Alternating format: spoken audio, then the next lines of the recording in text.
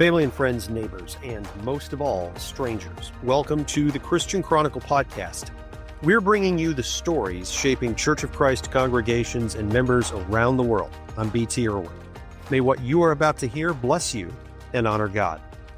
Technology sure is changing things at church, is it not? One of the hardest things for me to remember when I preach is that most congregations now live stream. I'm the kind of preacher who doesn't stand behind a pulpit or stand still even for a minute. I tend to walk out into the audience and back and forth across the front of the room, which doesn't work when a congregation has one fixed camera in the middle aisle. I feel sorry for the folks watching at home who never see me except for when I cross the middle aisle like a bear caught on a trail cam. Yesterday, I was at a church leadership training event when the facilitator admitted that her entire presentation and slide deck was created by ChatGPT. And I was amazed when several of the people in the room, all of the ministers or ministry leaders, nodded with enthusiasm and said that they too use ChatGPT all the time to help them craft their lessons and sermons. And of course, we here at the Christian Chronicle are on TikTok, where we've noticed a short and entertaining video can generate hundreds of thousands of views, as some of our TikToks have done. Yet we get frustrated because all of those thousands of views don't turn into sustained engagement with our other media and stories or substantial interaction with our Church of Christ audience around the world. These are just three examples of how what we might call the digital age is changing how the Church of Christ and its members connect with the world around them.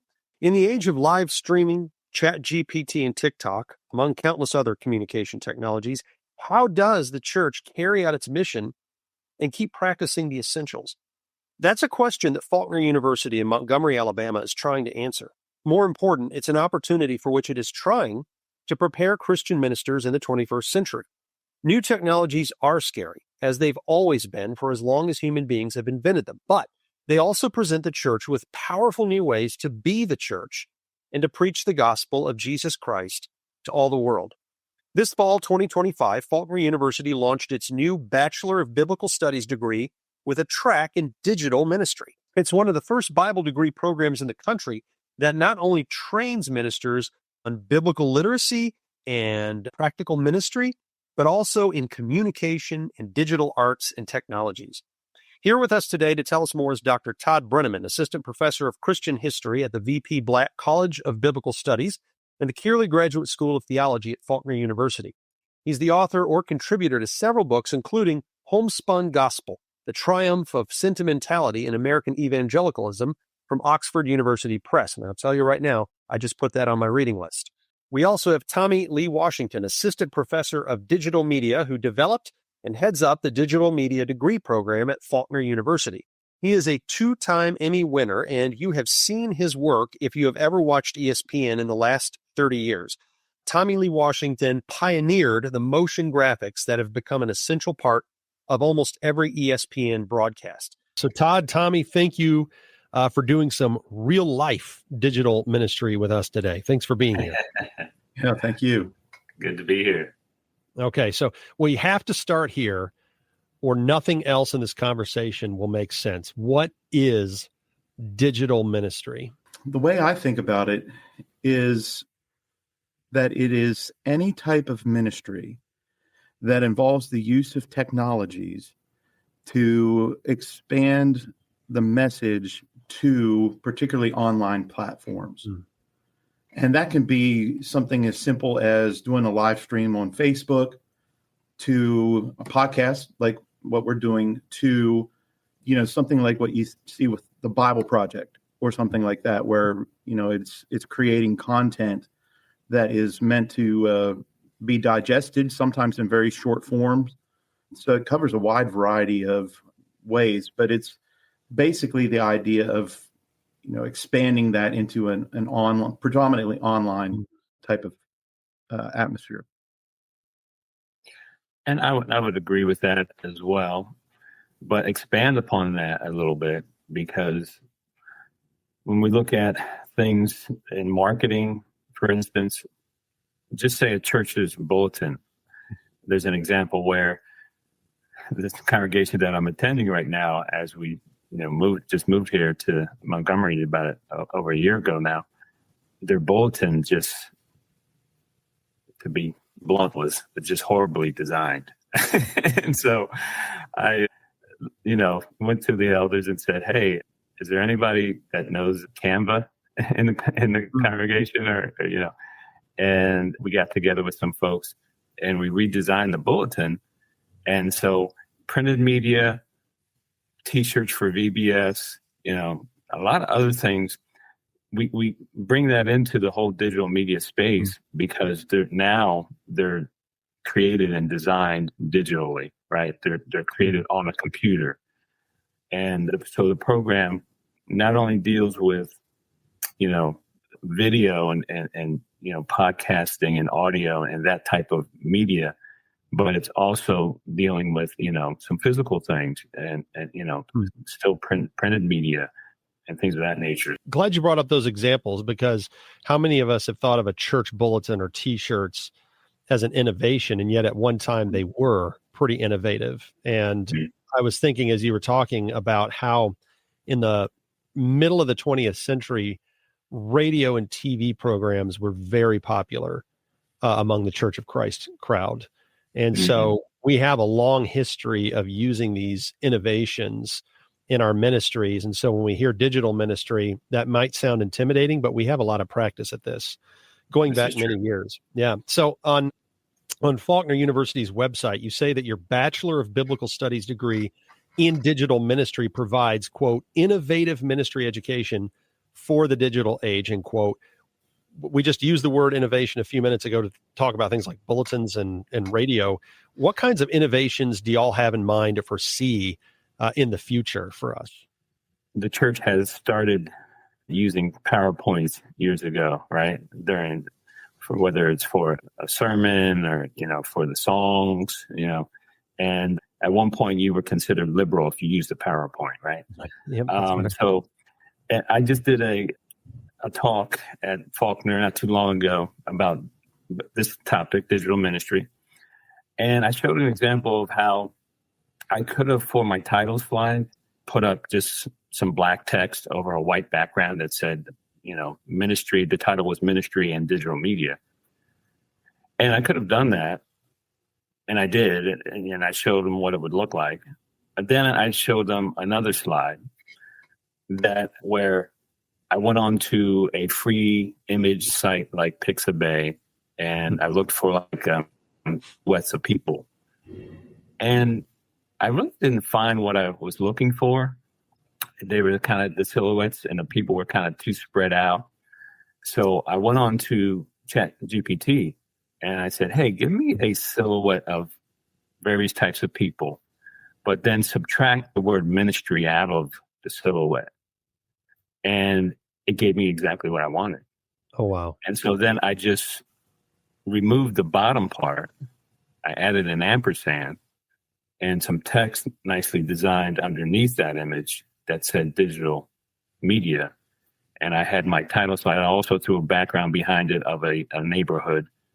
And so I had the people, I had the neighborhood, and I had the title in ministry and digital media.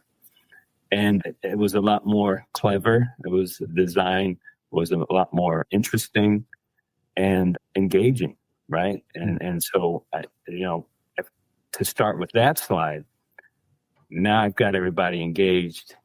They're wanting to hear more because of the design of the title slide. So that's just kind of an example of what can be done. Yeah, and kind of piggybacking on what Tommie's talking about, when you look at typical ministry education, there is a lot of emphasis, and quite rightly, a lot of emphasis. Even at Faulkner, we emphasize a lot about knowing the text, knowing how to study the text, knowing how to interpret the text, present lessons, those kind of things. But, as we're thinking about this current digital world that we're in, as we think about trying to reach an audience that is, digital natives, I have a colleague here in the College of Biblical Studies, and I'm going to modify a little bit of what he said but he says something along the lines of, the devil is out there broadcasting in 4K, ultra high def, digital, that's his presentation. And the church is often broadcasting in black and white. Yeah. Wow.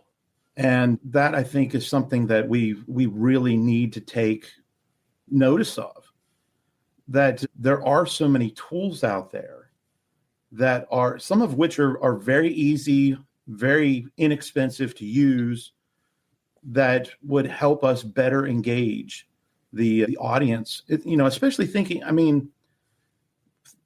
within the church, better connecting with them, but then outside the church, those that are the lost.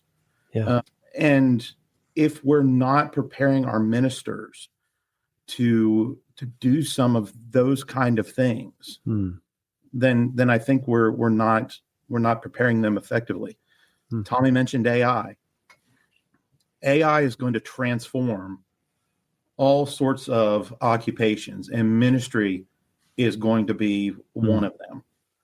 And if we don't start thinking about how do we train ministers to ethically use AI, to use AI in ways that support their engagement with the text, and the fact that a lot of people are going to start using AI to ask religious questions too. And how do we help ministers? How do we help the church begin to think through some of those challenges? There are very few colleges or universities right now that have a degree in digital ministry. Faulkner is one of the only few. So what was it that made Faulkner decide, we're going to make this investment. It's worth it. We really need to do this. We're going to go for it. I think for us, in the College of Biblical Studies, we have a couple of alumni at some pretty good sized congregations who are serving as, their title might be slightly different here and there, but like media outreach ministers, where they have kind of stepped into this space where they're in charge of the website, they're in charge of the social media, they're in charge of, sometimes the AV in the auditorium. And so they really reached out to us and said, look, we had to kind of stumble through this.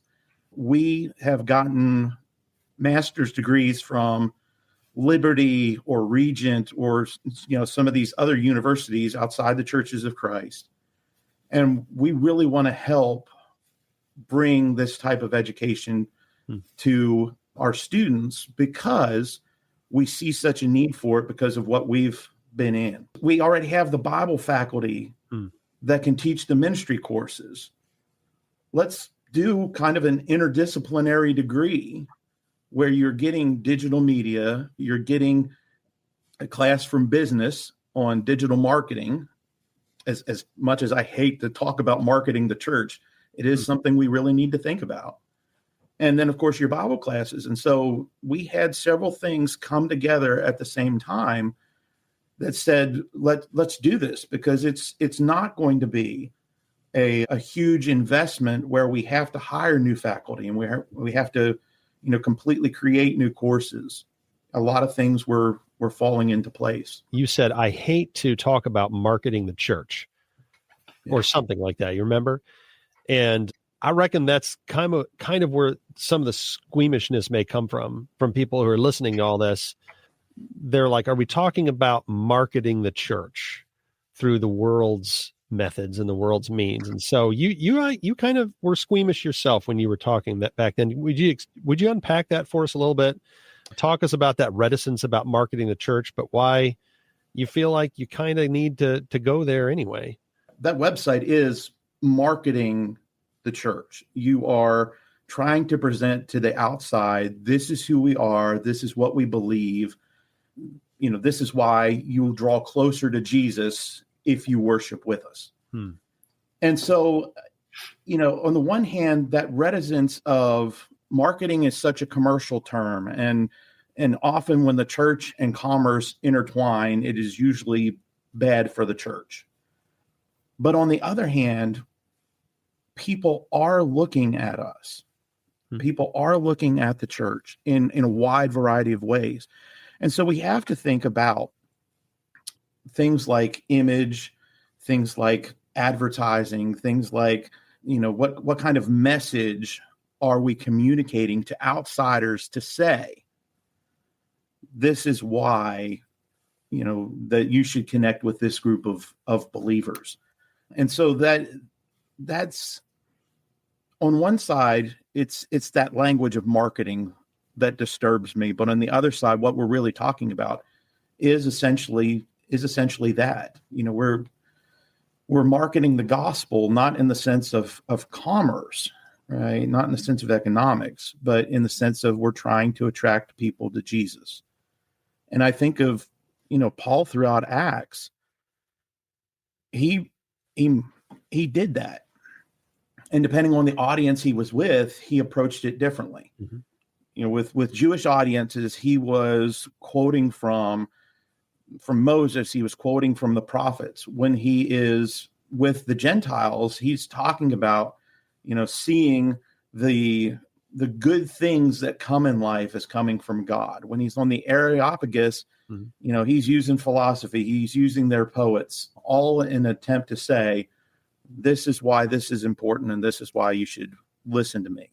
And so while we might feel uneasy with that term marketing, we do have to recognize that, in a sense, what we're doing at our base is marketing, right? We're trying to draw people to Jesus. Jesus isn't a product. The church isn't a product to be sold, but we do need to be appealing to the people around us. It's really not a whole lot different from back before there was such a thing as a website. A Church of Christ would cut the grass and plant flowers and make sure the building looked nice and was painted and the parking lot was clean, because we want to present ourselves as inviting and welcoming to our neighbors. We want to look like the kind of place where they want to be. And so when we talk about a website, really, in some ways, that's just an extension of what we've already done.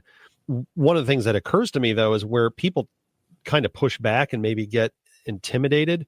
It's the fear of being left behind. Like, we know how to plant flowers in front of our church building, but is this something that a small congregation, like a website, a really nice website, or some of these things that y'all have talked about, those things may seem like they're beyond our reach. Like, we can't possibly do that because we're small or we don't have the resources. Is digital ministry, is effective digital ministry in the 21st century, is that something any congregation can do, or do you have to have a certain size and budget? Certainly something that every congregation can do. Canva, which I mentioned earlier, is a great program. We're going to teach our students how to design things without templates, like for them to actually create it themselves. But Canva has a great tool, and it's free to churches. So, as far as if you're concerned about budget, there's not really, it's free. So, but they have great tools for various printed materials, whether, it's your bulletin or things of that nature, but your PowerPoints. You look at Jesus, in the New Testament, when he spoke in parables, a lot of times he would do that in order to plant an image in the people's minds. Now, with all the tools that we have, to be able to plant an image in somebody's mind to help them remember a teaching or something, or to remember a concept, is just a great way of using that type of teaching or imagery, and kind of the ways that God has, set that precedent for us in the past, and Jesus has as well. So we're trying to kind of just take that to another level, and use digital media in that way. And you think about even doing something like a live stream on Facebook Live or YouTube. While you can certainly get very high quality, very expensive video and sound equipment, you can do a lot of very high quality type of work with a lot of cell phones, a lot of smartphones these days are of such quality. Mm-hmm. So, yes, there are some, you can certainly, go to the extreme, top of the line, those kind of things. But you can do a lot of excellent presentation with tools that are either relatively inexpensive or already on hand. So give me some examples. I bet some people are really curious about if they, let's say they enrolled in this program at Faulkner, what would they be learning how to do as a part of this degree program?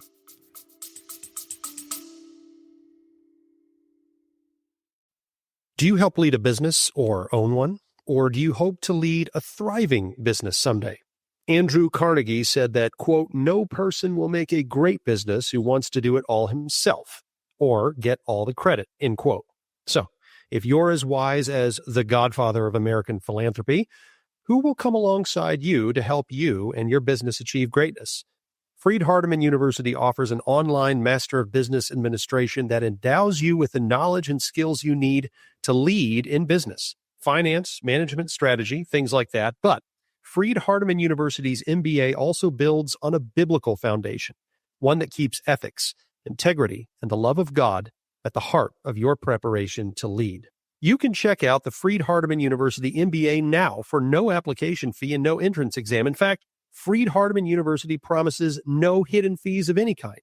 And you can complete your online MBA in 8-week blocks that fit your family and work schedules. So if you want to build a great business, don't try to do it yourself. Let Freed-Hardeman University come alongside you. It costs nothing, and you risk nothing to check it out now. Go to fhu.edu/chronicle. That's fhu.edu/chronicle to take the first step. The Master of Business Administration from Freed-Hardeman University, fhu.edu/chronicle. Growing up going to Sunday school and vacation Bible school, I confess that I thought of Jesus as a kind of magician. His miracles are cool tricks he does to prove that he is divine. But over a lifetime of practicing and studying the way of Jesus Christ, I see that the real power in the miracles is not so much what we may think of as the quote-unquote magic in them. It's the love. What proves that Jesus is the Son of God is not just his power. It's the love at work in that power. And that's what Healing Hands International is all about. All over the world, Healing Hands and its partners are performing nothing short of miracles. For example, they're digging wells and installing filtration systems in communities that don't have access to clean water. They're teaching farming techniques so that people can feed themselves and their neighbors. They're educating, training, and investing in women. And they're delivering thousands and thousands of Magi boxes to children around the world, all in the blessing and bounty of Jesus Christ. If you've wondered how you or your congregation can put the life of Jesus into practice in some of the most real and tangible ways possible, Healing Hands International wants to show you how. Learn more and get involved now. Visit hhi.org. That's hhi.org. Healing Hands International. So we're trying to expose them to a little bit of everything, right, when it comes to digital media. So as I mentioned earlier, print design. So let me just talk about some of the software first, and then we'll get into the actual things that they'll be creating. So Adobe Creative Cloud is the software that we're basically using. So with that, you have Photoshop, which is the digital manipulation type courses.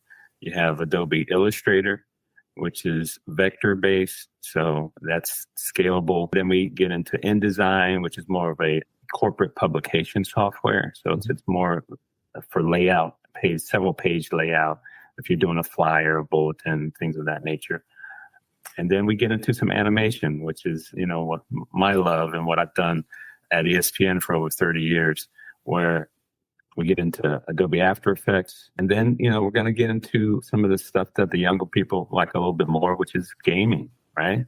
Gaming. I'm actually working with Kyle Butt and Apologetics Press to, possibly create something where it's more like a game, but you're also learning the Bible. Wow. And so there's just... It's just God keeps, giving us some ideas on how we can use this to grow the church, edify the church, evangelize. And so that's just a little sampling of what we're thinking of what we're doing as far as offering that with this program. And Tommie, you just rattled off a lot of stuff that maybe the average person has never heard of. I've worked with some of that stuff before. We're talking about Bible majors learning all of these things, right? Mm-hmm. That's correct.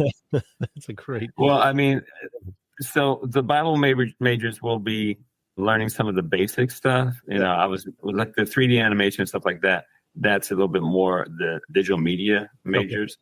Well, I want to ask you all where you think all this is headed. And you can't predict the future, of course, but the way that we do church and present the gospel has changed radically over the generations. Y'all have your finger more on the pulse of what is changing. We've already brought up AI. We're talking about animation, which is not something I expected to talk about.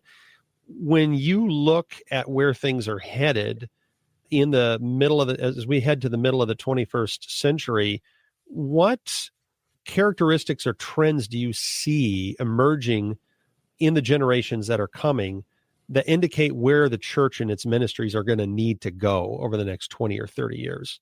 And this could be real specific stuff like animation and podcasts and AI, or where do you think the world of technology is going to lead the church and how we respond to that world? I think that there needs to be greater attention to how we can use digital media, digital avenues to, continue connections within the church. That you look at Acts, right, and they were daily together. Mm-hmm. I don't know that we're going to be going back to a time where that's likely, but are there digital tools we can use that would help keep us connected beyond those Sundays and those maybe Wednesdays, that would allow us to encourage each other daily. But I also think that on the other hand, kind of going back the other way, we need to be thinking about how do we foster connection. We are going in so many different directions that it is easy to disconnect from each other. Mm-hmm. So how do we foster that connection, and how do we, as odd as this sounds in a podcast about digital ministry, how do we encourage people to pull back at times, to do the deep meditating on scripture, mm-hmm. the deep relationship work that we should have as fellow Christians, right? And so to not fall into the trap of, I got this 3-minute podcast, or I got this 3-minute video, and I got enough Bible for this week. That's a danger on the other side. So trying to find that balance is going to be very, very important. AI has a lot of good things about it, but AI is also very dangerous, especially the more conversational it becomes. AI will tailor its message on religious topics based on what it has learned about the person it's conversing with. As much as it sounds strange that elders need to know about AI, elders need to know about AI. Wow. Because it's affecting the congregations that they're shepherding. Short form snippets, the shorts that you see on Facebook or on your YouTube feed and various other social media, those, 2 to 5 second, 10-second little video clips is a great way to share just little snippets of truth. And so, I kind of like that. I think that's going to be something that becomes more powerful for the church to use, but also the reach. There's the ability to reach millions of people with the gospel, with the truth. We can't be afraid of technology that is actually working in such a positive way. And we just, I'm just going to learn about it and use it in a good way. You've laid out a lot of amazing benefits of emerging technologies and how the church can innovate to proclaim the gospel in the world and reach people. At the same time, how do we as the church put up some guardrails that will not allow technology to take over? It's easy to get addicted to it, and yet the church is still a community that gathers around the Lord's table and communes together in relationship, and that's where the magic happens. And it's still supposed to be a space where people are maturing in Christ. We're moving on from the milk to the meat. How, as leaders, we're all three leaders here in the church, and people listening to this are leaders. How, as leaders, do we use technology for what it's meant for, take advantage of these innovations, and yet not let it take over and replace what is essential about the church and its mission in the world? Too often, elders get involved in things that probably deacons should be taking care of. And they don't think about what the shepherding aspect is, right? And so as an eldership, if you're appointing someone to be in charge of the building that's going to make decisions about paint colors and carpet, let that person handle that. You've entrusted that person for that, and focus on shepherding and feeding the flock. And so I think shepherds need to, in this contemporary time, they need to find a way to help educate the flock on, and a lot of this is exempling, developing relationships, true relationships, right? I think you're absolutely right. This technology is giving us an illusion of connection.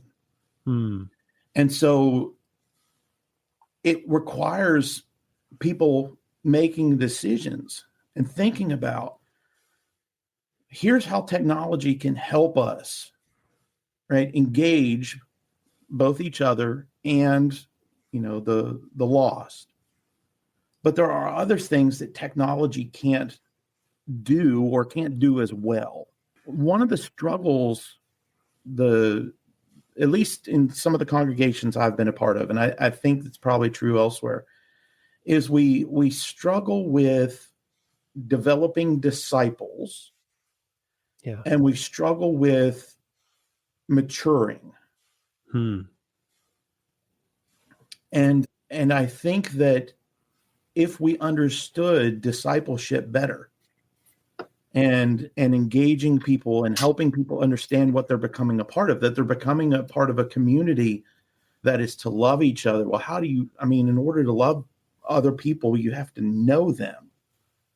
Yes. And technology, social media gives us a veneer of knowing people. Yeah. Right. Because I've seen all the pictures you post. Right. So I know where you've been and what you've been doing, but I don't really know you if that's my only interaction with you. What excites you the most for the future of the Church of Christ as we move further into this digital age? And now there's a lot of other work, right, that needs to be done that isn't technology driven. But the fact that we can touch the lives of people in a wide variety of settings and take the gospel to them, even from places like Montgomery, Alabama. And we can impact people across the United States, across the world for Jesus. I think that's just an exciting opportunity that we have, that the churches, even really, really small churches, can have such an outsized impact. Maybe even on some people they'll never know about and they'll never meet this side of heaven. Yes. Yeah, I would echo everything Todd just said. But I think I'm probably most excited about the fact that going forward, the church's digital media, graphics, however they're using, it's just going to look so much better. It's going to be at a professional level, and it'll be engaging. It'll be exciting. We use Pixabay for our music. The podcast sits on Buzzsprout. We recorded on StreamYard, but I can tell you that ChatGPT did not write this episode, and Todd and Tommie are not AIs. They're real people. So thank you all for being with us today. Thank you. All right, BT, thank you so much for having us. We hope something you heard in this episode encouraged, enlightened, or enriched you in some way. If it did, thanks be to God. And please, pay it forward. Subscribe to this podcast and share it with a friend. Recommend and review it wherever you listen to your favorite podcasts. Your subscription, recommendation, and review help us reach more people. Please send your comments, ideas, and suggestions to podcast@christianchronicle.org. And don't forget that our ministry to inform and inspire Christians and congregations around the world is a nonprofit ministry that relies on your generosity. So if you like the show and you want to keep it going and make it even better, please make a tax-deductible gift to the Christian Chronicle at christianchronicle.org/donate. The Christian Chronicle podcast is a production of the Christian Chronicle Incorporated, informing and inspiring Church of Christ congregations, members, and ministries around the world since 1943. The Christian Chronicle's managing editor is Calvin Cockrell, editor-in-chief Bobby Ross Jr., and president and CEO Eric Trigestad. The Christian Chronicle podcast is written, directed, and hosted by B.T. Irwin and recorded in Detroit, Michigan, USA. Editing, show notes, and transcript services by Kinsey James. Mastering, mixing, and sound quality by James Flanagan. Until next time, may grace and peace be yours in abundance.